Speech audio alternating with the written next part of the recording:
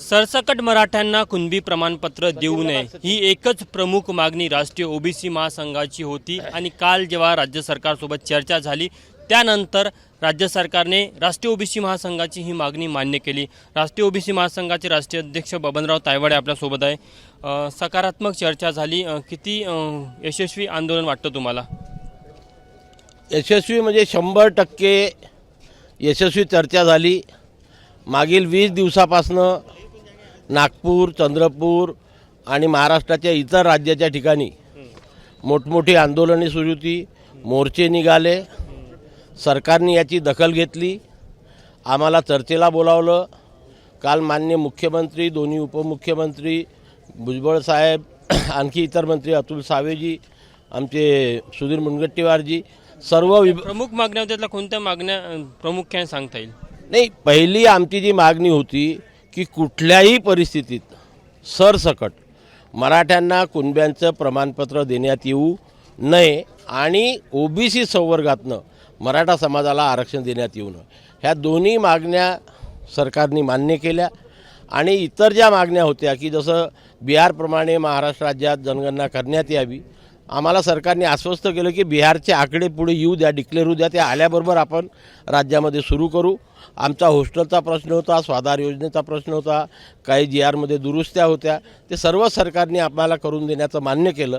आणि त्याच्यामुळे महाराष्ट्रात हे जे आंदोलन सुरू होतं, आमची त्याच्यात एक प्रमुख मागणी होती की आमच्या चंद्रपूरला जे आंदोलन सुरू आहे, ज्याप्रमाणे जरांग पाटलाचं उपोषण सोडण्याकरता मुख्यमंत्री गेले होते, त्याचप्रमाणे मुख्यमंत्री किंवा उपमुख्यमंत्री येऊन आमच्या मुलांचं आंदोलन त्यांनी सोडवावं आणि ओबीसी समाजाला न्याय द्यावा, ते आश्वासन त्यांनी ते मान्य केलं। आणि आज स्वतः उपमुख्यमंत्री देवेंद्रजी फडणवीस या ठिकाणी येऊन आमच्या आमरण उपोषण करणाऱ्या उपोषणकर्त्यांचं उपोषण सोडवित आहे। आणि त्याच्यामुळे आमच्या मागण्या झाल्यामुळे महाराष्ट्रभर सुरू असलेले आंदोलन आजपासून आम्ही मागे घेतो आहे। जरांगे पाटलांचं आंदोलन अजून संपलेलं नाही, राष्ट्रीय ओबीसी महासंघाचं कसं लक्ष असणार आहे त्यांचे आंदोलन आणि एकूणच त्यांच्या भूमिकेकडे?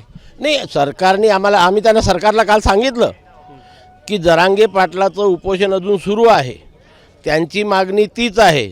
भविष्यामध्ये जर काही झालं, विपरीत झालं, तर आता ज्या प्रमाणामध्ये ओबीसीने आंदोलन केलं याच्यापेक्षा मोठं उग्र आंदोलन या महाराष्ट्रामध्ये उभी राहील आणि त्याच्याकरता सरकार जबाबदार राहील। तुमचा जे नॉन क्रिमिनल संदर्भातला एक जो विषय होता ते देखील मागणी मान्य झाली आणि शिष्यवृत्तीचा एक विषय होता। नाही, त्याच्यामध्ये आमचं असं होतं की शासनाचे 3 GR असे आहेत की ज्या ठिकाणी शासनाने 2 अटी घातल्या की नॉन क्रिमिनल सर्टिफिकेट असावं आणि 8 लाख रुपयापेक्षा कमी उत्पन्न असल्याचं प्रमाणपत्र, 2 कागदपत्र मागितले होते। आम्ही सरकारला सांगितलं की तुम्ही आम्हाला 2 प्रमाणपत्र मागू शकत नाही, 2 अटी घालू शकत नाही, आणि म्हणून जे 8 लाख रुपयापेक्षा कमी उत्पन्न असण्याची अट मागे घेण्यात यावी हे आम्ही मांडलं। सरकारने ते मान्य केलं आणि आता फक्त भविष्यामध्ये ज्याच्याकडे नॉन क्रिमिनल सर्टिफिकेट राहील त्याला ओबीसीचे सर्व फायदे मिळणार।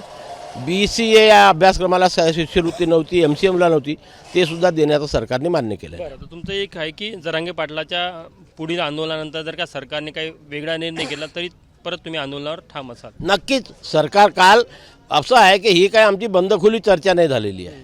मुख्यमंत्री, दोन्ही उपमुख्यमंत्री, आणखी 3 कॅबिनेट मिनिस्टर, चीफ सेक्रेटरी, बाकी विभागाचे सेक्रेटरी आणि इतर 200 लोक, अशा सर्वांच्या समक्ष चर्चा होऊन त्यांनी आम्हाला आश्वासित केलेलं आहे। उद्या परवा आमच्याकडे ते रायटिंगमध्ये येऊन जाईल, त्याच्यामुळे ते काय आमच्याला हे नाही, अडचण नाही आहे।